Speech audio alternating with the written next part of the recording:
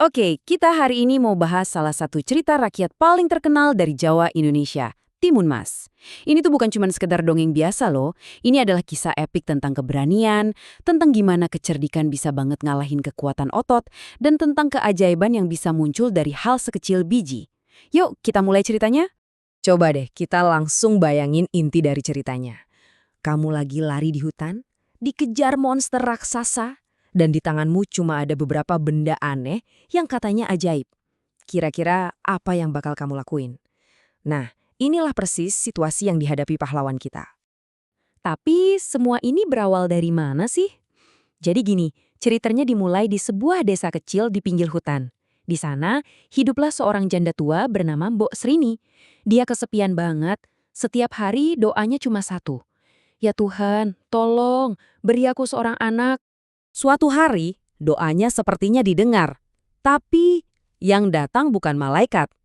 Tiba-tiba dari dalam hutan kedengaran suara tawa yang keras banget sampai tanah bergetar. Dan muncullah sesosok raksasa hijau yang serem banget. Namanya Buto Ijo. Si Buto Ijo ini nawarin sebuah perjanjian. Perjanjian yang mengerikan. Dia bilang dia bisa kasih Mbok Srini anak tapi ada syaratnya. Nanti kalau anaknya udah dewasa, anak itu harus diserahin lagi ke dia buat dimakan. Mbok Srini karena udah putus asa banget akhirnya setuju sama perjanjian itu. Raksasa itu kemudian ngasih satu biji mentimun ajaib. Mbok Srini langsung menanamnya. Dan bener aja, keajaiban terjadi. Tanamannya tumbuh cepet banget dan buahnya cuma satu, mentimun raksasa warna emas. Pas dibelah, di dalamnya ada bayi perempuan yang cantik banget. Mbok Srini menamainya Timun Mas. Waktu pun berlalu. Timun Mas tumbuh jadi gadis yang cantik dan baik hati, jadi sumber kebahagiaan buat Mbok Srini. Tapi di balik semua kebahagiaan itu ada janji gelap yang terus menghantui. Dan akhirnya hari itu datang juga, hari ulang tahun Timun Mas yang ke-17. Janjinya sudah jatuh tempo. Dan benar saja Buto Ijo datang lagi. Suaranya yang menggelegar memecah kesunyian. Aku datang untuk menagih janjiku. Mbok Srini jelas ketakutan setengah mati. Tapi dia nggak akan menyerah gitu aja. Dia udah siap-siap buat hari ini.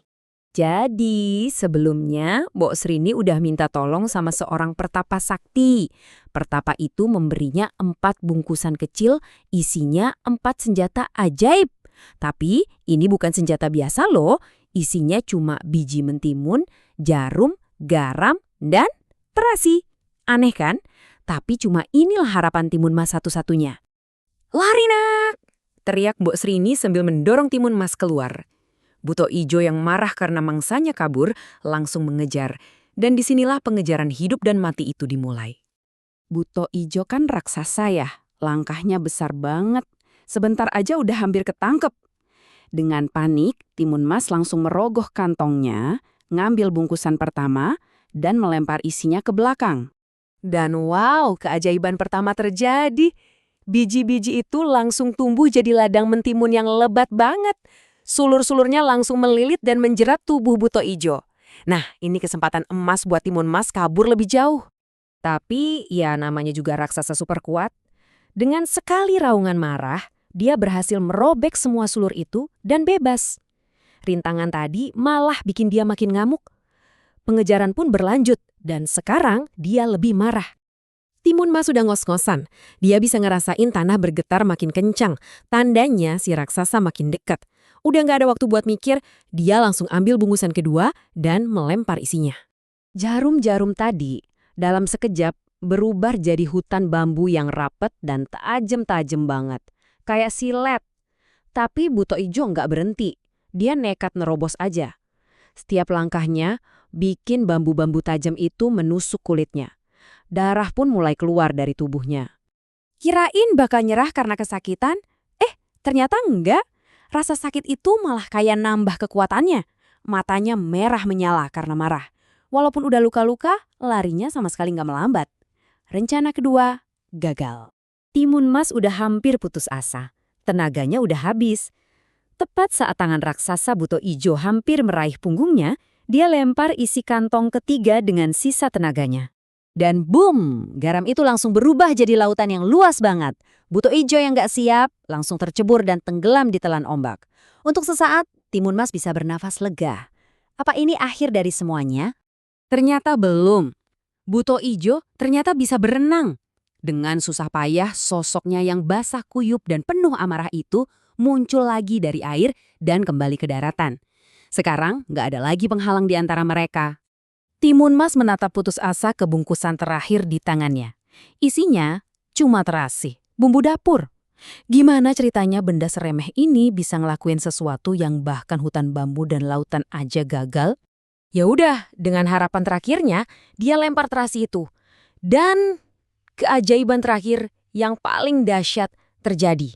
Tanah di bawah kaki Buto Ijo tiba-tiba berubah jadi lautan lumpur panas yang mendidih, bergejolak hebat. Nah, Buto Ijo yang udah kelelahan dan luka-luka, ya udah nggak punya kesempatan. Dia meraung untuk terakhir kalinya pas lumpur panas itu menelannya, menariknya ke bawah sampai hilang selamanya. Timun Mas akhirnya selamat. Dia lari pulang ke pelukan ibunya dan mereka hidup damai setelah itu. Jadi, apa sih pelajaran yang bisa kita ambil dari legenda ini? Cerita Timun Mas ini ngajarin kita sesuatu yang penting banget. Kalau kecerdikan itu bisa mengalahkan kekuatan fisik. Kalau keberanian sejati itu bukan berarti nggak punya rasa takut, tapi tetap bertindak walaupun kita takut. Dan pada akhirnya, kebaikan akan selalu menemukan cara untuk menang. Nah, ini yang jadi pertanyaan terakhir buat kita renungkan. Buto Ijo mungkin cuma legenda ya, tapi raksasa di dunia nyata kita itu ada banyak bentuknya. Bisa jadi masalah besar, ketidakadilan, atau rintangan yang kelihatannya mustahil. Cerita ini ngingetin kita, nggak semua raksasa itu harus dilawan pakai otot. Jadi coba deh pikirin, raksasa modern apa di sekitar kita yang menunggu untuk dikalahkan? Bukan dengan kekuatan, tapi dengan akal cerdik seperti Timun Mas.